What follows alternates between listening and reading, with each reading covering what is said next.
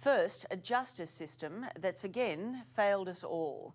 How was ISIS-inspired Brighton siege gunman Yacqub Khayre out on parole? His rap sheet includes charges on guns, drugs, violent assaults and terror. Now an innocent man is dead and 3 police officers with gunshot wounds are lucky to be alive.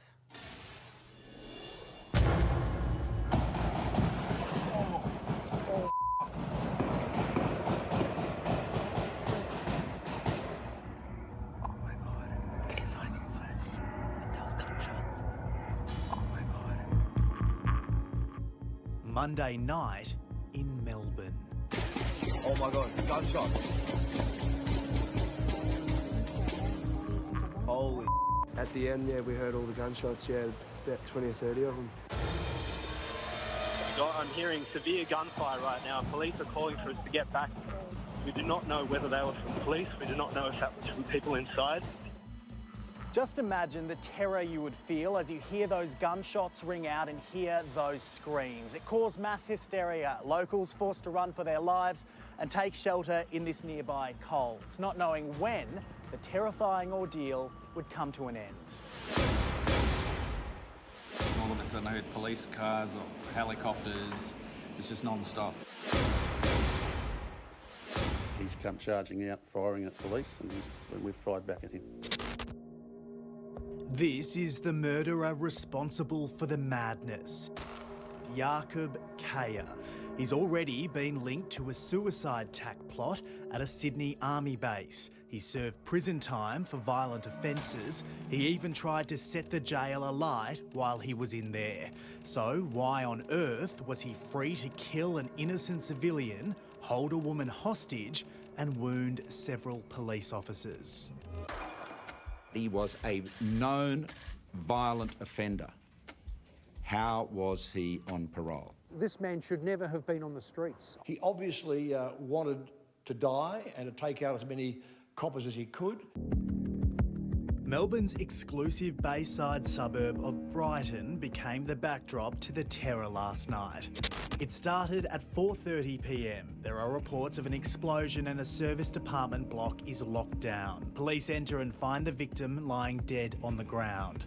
Half an hour later, specialised units arrive and we learn the gunman is holding a woman hostage. At 5:40, the gunman calls a television network claiming he's linked to Islamic extremists. 6 p.m. and a barrage of gunfire is heard and the perpetrator is shot dead by police. 7 o'clock this morning and Islamic State claims responsibility. We're not seeing anything at this stage indicating that he's got some messages from overseas to do this at all. Is he an Australian national or was he born overseas, do you know? He's an Australian national. He did come to Australia as a young child, but certainly is an Australian national. Graham Ashton is Victoria's Police Commissioner. We now know that when he arrived at the scene, he shot the attendant who was working in the foyer of those service departments. We don't know the innocent murder victim's identity, but we do know he was a Chinese-born Australian national. Victoria Police Deputy Commissioner Shane Patton. As I understand it, recently married and has a child. The man's killer, Yacqub Khayre, has a long history of criminal activity. Most recently, he's done some prison time in relation to reckless intentionally caused injury, and whilst in prison was processed as well for an arson whilst in the corrections system. He was also charged but then acquitted over a terror plot against Sydney's Holsworthy Army Barracks in 2009. It's believed the 29-year-old even fought in Somalia with a militant terror group.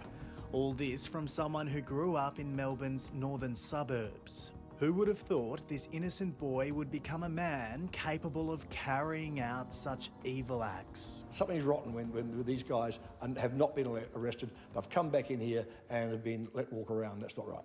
Independent Senator Darren Hint says the gunman should never have been allowed on parole.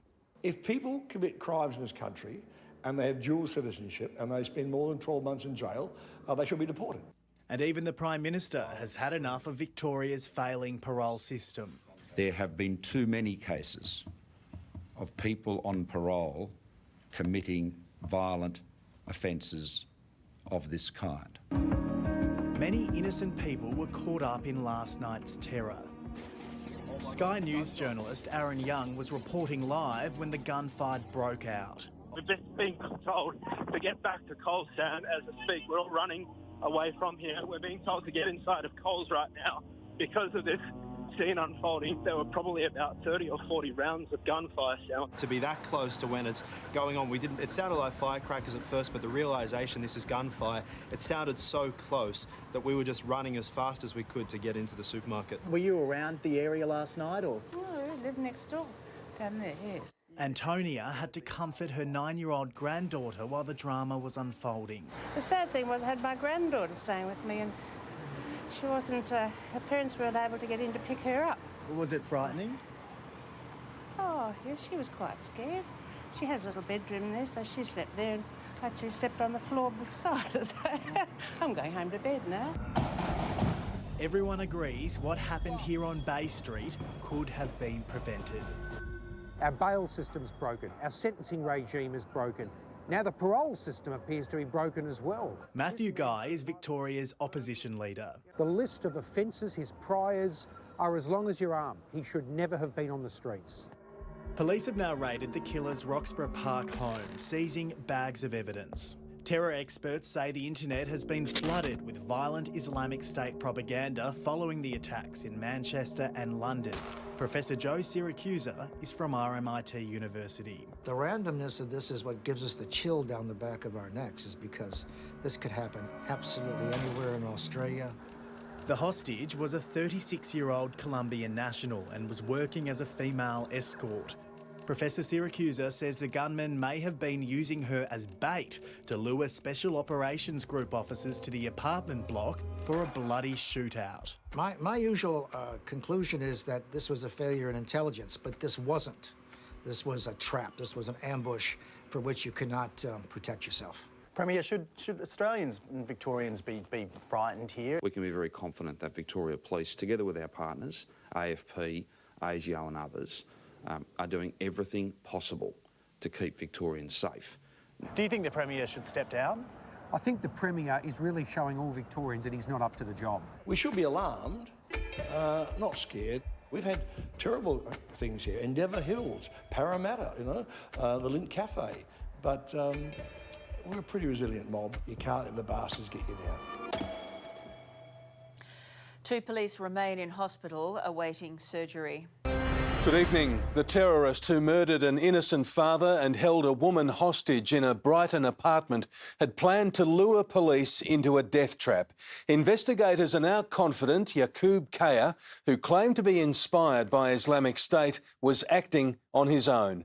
The Prime Minister is demanding to know how a violent extremist with a long criminal history was allowed out on parole and left free to kill. Luring police into a death trap, a terrorist set out to cause carnage in suburban Melbourne, forcing officers to respond with their own lethal force.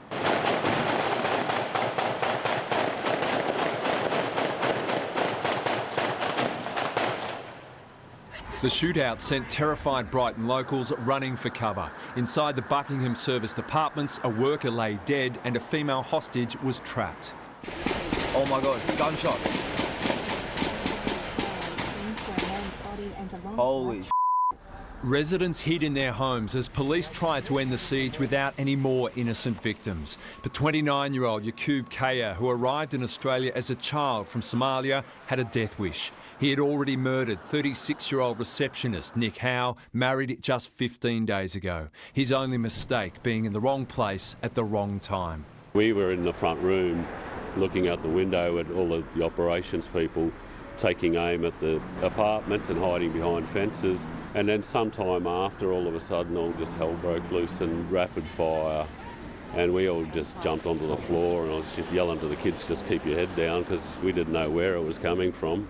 Armed with a sawn-off shotgun, Khayre waited inside the apartment building until Special Operations Group police arrived. Then he burst out, firing at police. Dozens of shots were exchanged and the Roxburgh Park man fell in a barrage of bullets. They've done an outstanding job down at that scene, put themselves at extreme risk. The first sign of trouble was just after 4 o'clock when people in the area heard what they thought was an explosion. In fact, it was the fatal shots used to murder the receptionist.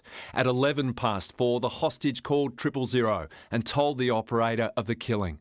Local police arrived at the scene and began evacuations. At the same time, an alarm was triggered as the gunman, who was on parole, cut off his electric monitoring bracelet.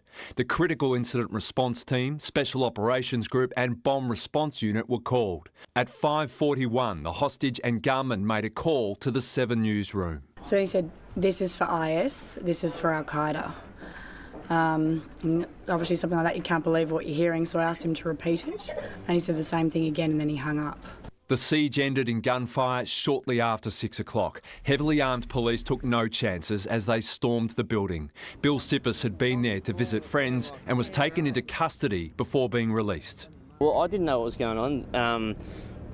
Guns getting pointed at me everywhere. I'm thinking, mate, I'm innocent. Like, I haven't done anything.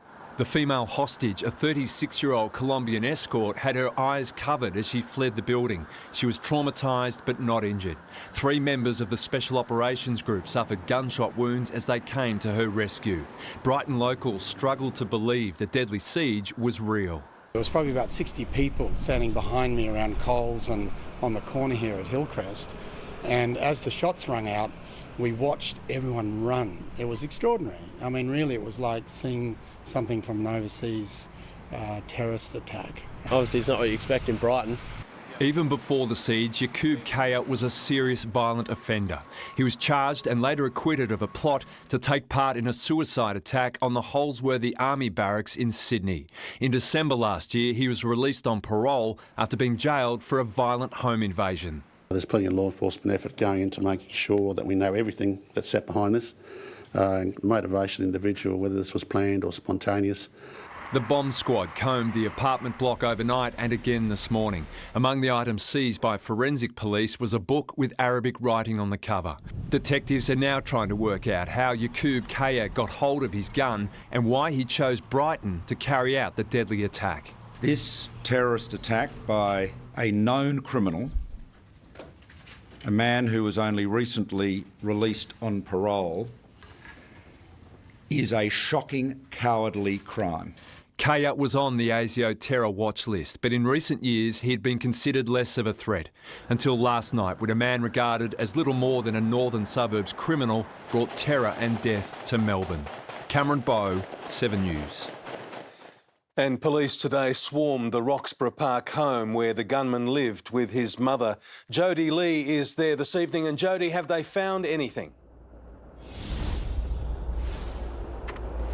Mitch, police have seized several boxes of evidence from the home behind me. They're believed to contain computers and other electronic devices. Now, this was a joint investigation by Victoria Police and the AFP. Both agencies are hoping that some of the evidence gathered here today will hold insight into Yacqub Khayre's path to radicalisation. A quiet family home in Melbourne's north turned into a major crime scene. Forensic police combed the front yard, bins and back garden for clues to what prompted Yacqub Khayre's reign of terror. Residents waking to a street cordon and news the terrorist was their neighbour. It's weird to know it's his neighbour. I don't know, it's just shocking. In the morning, first thing I see, there's 4 cops in front of the house. Seen them a few times, talked to them, to say hello and things like that. They seem friendly. Oh, they're nice. The 2 boys. Yeah, they're nice kids. Outside the Roxburgh Park home, federal police set up a command. Forensic officers carried sealed boxes from the property, potential evidence in a terrorism case.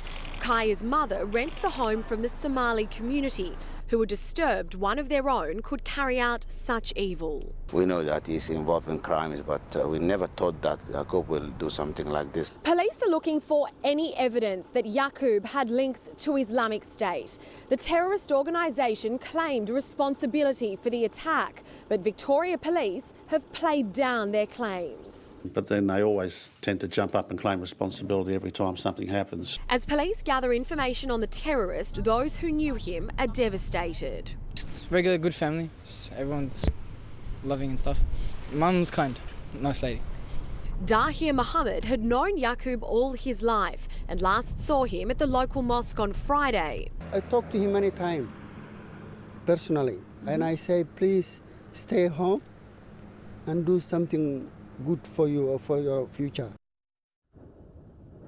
And Mitch, police this afternoon confirmed they are not looking for anyone else in relation to this incident. This was a tragic lone wolf attack. Mitch. Thanks, Jody. Parts of Bay Street in Brighton are still closed tonight as police continue their investigation. Tegan Doling is there this evening. Tegan, what have they been doing? Mitch, there has been a significant police presence down here all day. The homicide squad, counter-terrorism police and the bomb squad have all been on site as they begin what will be a lengthy investigation. The attack has not only rattled locals here, but put the whole city on edge. We're reviewing what we do. You'll see increased policing patrols from a public reassurance perspective, but once more, we have no intelligence to suggest an increased threat to Victorians from this incident. The locals down here are trying to return to normal, but it'll be a long time until they get over this. Mitch. Thanks, Tegan. And 2 police officers shot in the final moments of the deadly siege are tonight recovering in hospital. Estelle Griepink is outside the Alfred Hospital this evening. Estelle, what's their condition? Well, Mitch, the 2 Special Operations Group members were seriously injured during last night's shootout. One officer sustained a gunshot wound to his hand. The other has pellets lodged in his head, face and neck. A 3rd police officer was also treated at the scene. Now, the Chief Commissioner and the Police Association Secretary have since visited the victims here in hospital. They say both should be commended for their bravery. These members at the Special Operations Group go about their work every day in very high risk and dangerous situations. They put themselves between those in the community that would seek to harm us and they put their personal safety second. Now, Mitch, we're told that both officers will have to undergo significant rehabilitation before they're able to return to work. The Police Association says giving the victims and their families all the support they need will remain their top priority. Mitch? Thanks, Estelle. The state opposition has called on Daniel Andrews to resign over the deadly Brighton siege. The Prime Minister is also pressuring the Premier to explain why the killer was out on parole despite a violent record. A prime ministerial question resounding around Australia. How was this man on parole? Yacqub Khayre had a long criminal history but little time actually in jail. In April 2007, he was sentenced to 2 years youth detention for more than 40 offences. 2 months later, a suspended sentence for 2 charges. In 2008, a good behaviour bond on 1 charge. He spent 16 months on remand on the terrorism charges he was acquitted of. In 2011, he was sentenced to 112 days jail but released because of time spent on remand. During an ice-fuelled 2012 home invasion here in Dallas, Khayre bashed 2 people. He pleaded guilty to 1 charge of aggravated burglary, a possible maximum sentence of 25 years, 2 charges of theft, a maximum of 10 years each, intentionally causing injury, a maximum also of 10 years, and recklessly causing injury, a maximum of 5 years. So add them all up, he faced a total possible maximum of 60 years in jail, but was sentenced to 5 years, 6 months. Originally eligible for parole after 3 years, he lit fires in his cell twice, had parole rejected once, and was released after 4 years, 7 months last December, a decision the Premier defended. Not only was he eligible and received parole, but it would appear on the advice to this point that he had been compliant with the terms and conditions. There have been too many cases of people on parole committing violent offences of this kind. And the outraged opposition demanded yet more parole reform in state parliament question time. under the Premier's watch, what is it a criminal has to do to be denied parole in the state of Victoria? Playing politics with terror does not keep anyone in our state safe. It's as simple as that, and shame on you. Nick McCallum, 7 News. Good evening. An innocent hotel worker is dead and 3 police wounded after a gunman's terror plot came to a bloody end in Brighton.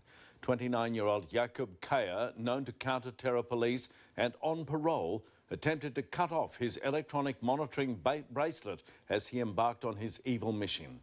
Crime reporter Alexis Daish begins our coverage. As a gunman holds a woman hostage, every second counts. Specialist police swarm the service departments in Bay Street. Inside, Yacqub Khayre is armed with a shotgun, holding an escort against her will after murdering a motel worker. Heard these 2 huge bangs and it was passing out. During peak hour, the leafy streets of Brighton went into lockdown, police ordering people to run and hide in the local Coles. Everyone inside now! They were yelling, people started screaming. Workers fled from their offices and shop fronts. Others took refuge wherever they could. Everyone get inside! We turned out the lights in the office here and locked the door. The Critical Incident Response Team and Special Operations Group rushed through backyards, trying to contain residents. Bill was visiting a friend on the ground floor at the apartments when police arrested him, taking no chances before the final showdown. I had the squad team pointing guns at me, and and I've got thrown to the ground and face to the dirt and hands behind my back. Oh my God, gunshot. Then after one round of gunfire comes the sound of a shootout. Without any warning, all hell broke loose and guns started firing. We all hit the floor. Graham Hisgrove lives next door. It was only moments before the first gunshot that my kids had just come home from school. Holy The 29-year-old from Roxburgh Park was dead. Around 4 p.m, police were called to the Bay Street apartments with reports of explosions. Shortly after, officers arrived and found a male staff member dead in the foyer. A woman called 000 a short time later, stating there was a hostage situation, and specialist police were called. At 5:45 p.m, a call was made to a media outlet, believed to be the gunman swearing his allegiance to IS, and soon after, he burst out of an apartment and started firing at officers. Police returned fire at the gunman who'd exited one of the apartments and shot him dead. 3 officers were caught up in the gunfire themselves and sustained gunshot wounds, 2 of them taken to hospital. We now know that he was anticipating meeting a female at those apartments as part of booking an escort service. As Khayre arrived, he shot dead the 36-year-old attendant working in the foyer before moving into an apartment. He's very tragically been in the wrong place just at the wrong time. Police rescued the gunman's hostage uninjured, a 36-year-old Ripponlea woman who could be heard distressed over the phone when Khayre called media last night, reportedly declaring, "This is for IS, this is for Al-Qaeda." This afternoon, it was revealed the parolee's ankle bracelet was tampered with and an alert sent to electronic monitoring staff after 4 p.m. yesterday. Counter-terrorism officers are investigating whether Khayre lured police to the apartment in a plan to ambush and kill them. Look, it's a possibility. We still don't know exactly whether that was the case. A body was removed from the crime scene today and a car towed away. Despite police believing Khayre acted alone, ISIS has claimed responsibility, blaming Australia's involvement in a US-led coalition.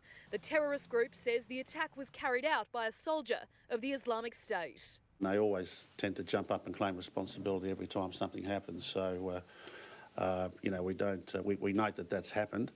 But he's also made statements last night around Al-Qaeda. It's not a surprise, really. We're living with it every day in the news. Why would we be an exception? Live now to crime reporter Alexis Daish at the scene. Lexi, what more do we know about the innocent victim? Good evening to you, Pete. Well, we know that he was a husband and a father. He's a 36-year-old Australian who was born in China, and we've been told that he only got married recently and he also has one child. As for the gunman's hostage, as you've heard, she is also 36 years old, but she's from Colombia and had been staying in Ripponlea, which is only a few kilometres away from where this attack unfolded here on Bay Street. Now, as you can see behind me as we go to where it is certainly still a crime scene here. There's lots of police, and I've seen detectives still around the exterior of the building. I'm told that they will be clearing the crime scene most likely tonight, but this of course marks only the very beginning of a massive police investigation. Back to you, Pete. Thank you, Lexi. Yacqub Khayre was well known to counter terror police after he was charged and acquitted on the terror plot on the Holsworthy barracks. He was also a violent drug user who lived with his mother in Roxburgh Park. Live to Neri Tai at his home. Neri, what more do we know? Good evening, Pete. Well, police are still here at the gunman's home in Roxburgh Park, where he lived with his mum and younger siblings. Police executed a search warrant here around 1:30 this morning. As you can see, there is still a tent in the middle of the road. That's pretty much their command post, being led by the Australian Federal Police. I've been told that officers will be here all night and well into tomorrow morning. Obviously, they want to take their time with this investigation, comb through the house, forensically test everything and gather whatever evidence that they can on this man who had a very violent past.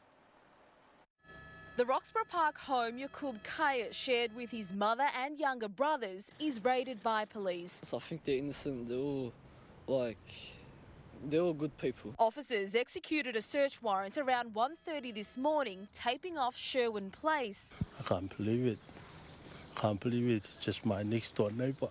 Something happened like this. I thought it's only in London. A tent was set up outside the home where he's lived for more than 2 years. His mother is renting it off Hussein Harako. She is very distressed, and she's with friends now, just to give her comfort. Police seized computers and electronics while forensic officers dressed in white suits comb the place. At this stage, the search of the offender's home is still ongoing. I'm not in a position to state what has been or hasn't been found there. Shocked neighbours spoke of a quiet man who also lived with his 2 teenage brothers.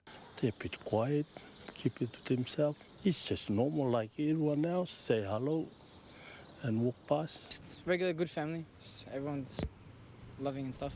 Yacqub migrated to Australia from Somalia as a child refugee. He became a citizen in 1996, but in his older years he went back and trained with a militant group. You can never tell about people. You just have to accept what happened. A former ICE user, he had a violent criminal history. In 2007, he was sentenced to 2 years in youth justice for a string of burglaries, assault and resisting arrest. He was later given a suspended sentence for committing more crimes while on bail. In 2009, he was charged and later acquitted over an Islamic terror plot to blow up Holsworthy Army barracks in Sydney. Less than a year after being released, he was again behind bars for more violent offending, before carrying out a terrifying home invasion in Dallas, attacking a young woman in her home before bashing her father, for which he served 3 years behind bars. Yacqub was still on parole when he laid siege to the Brighton apartment block yesterday. Despite his stints in jail, those who knew him and even police didn't see the threat. We never thought that Yacqub will do something like this. He hasn't been someone that's really been a major concern to us in relation to terrorism aspects. It's more general criminal offending he's been involved with. He shouldn't have been out in the first place, so I'll blame the government. The Somalian community now working harder than ever to engage with its youth. They're feeling that they are isolated, and there's unemployment is a big issue in the community, and sense of belonging, and that's what we are working on. Neri Tai, 9 News. 2 of the 3 police officers wounded in the siege last night remain in hospital. Brett McLeod joins us now from the Alfred. Brett, how are the men? Well, they're awaiting further surgery, Peter. All 3 members were from the SOG, 2 in their 30s, 1 in their 40s. One suffered facial wounds from the gunshot, having pellets in his neck, face and head. Another one suffered severe wounds to his hand, and there is a fear he may lose his finger. And a 3rd SOG member was treated at the scene. The head of the Police Association has spoken to all of the men who are involved and their loved ones. We spoke to both families of the most injured officers last night. They're obviously shocked and shaken by what might have happened and what might have occurred, but I think they're very supportive and very, very grateful for the public support they're receiving and also from the support within the policing community. And he stresses none of their injuries is considered life-threatening. Meantime, there is a political firestorm which has blown up over this, particularly over the fact that the gunman was on parole. In condemning the Brighton attack, it's a shocking, cowardly crime. Malcolm Turnbull said a grave question needs to be asked. How was this man on parole? A question with bipartisan support. How on earth can someone be on parole and do these crimes? If we know the person's a criminal, what are they doing out on the streets? Leaving it to the Premier to defend how Yacqub Khayre was on the street despite his record before and in prison. His sentence had been increased because of poor behaviour. This is the advice I have, terrible behaviour in prison. He's been compliant, including drug tests, attending appointments and observing a curfew. Mr Turnbull plans to raise the issue at the Premier's COAG meeting on Friday. It is very hard, I think, to understand why he was released on parole, given the nature of his record and the nature of his offence. Premier says in the wake of Jill Maher's murder, there are now 800 fewer people on parole, but he's prepared to make further changes. Of course it is of concern, I think, to all of us that somebody who would be compliant with each and every term and provision of the parole they'd been granted and were eligible for could commit such a crime. The issue led to a heated clash in question time. What is it a criminal has to do to be denied parole in the state of Victoria? That playing politics with terror does not keep anyone in our state safe. It's as simple as that.